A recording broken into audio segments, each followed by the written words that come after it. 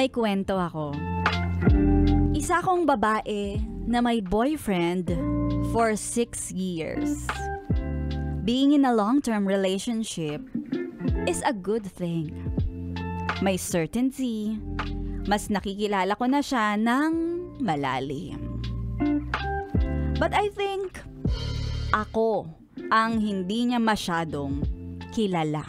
Ay, may tinatago si ate na ngayon. Nilalabas niya na.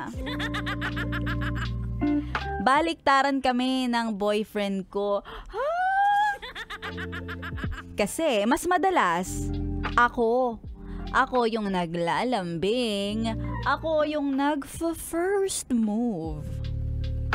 Kapag pinaglalaroan ko ang kanyang juicy hotdog, hudyat na ito para kami ay chururut barurut. At kapag nararamdaman ko na eto na,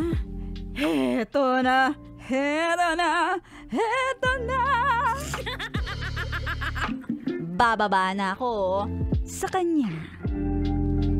Dahil wala naman magamit na sipilyo at toothpaste. Ay, ano ba yan? Dugyot. Charot.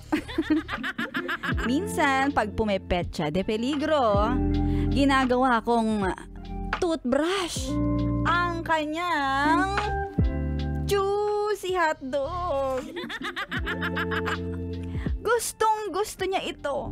At kitang-kita ko naman sa kanyang mga pagtirik ng mata. But when it comes to my turn, gagalaw na si Jowa para papak grand entrance. With all the tender love and care. Binibigay niya sa akin yung princess treatment.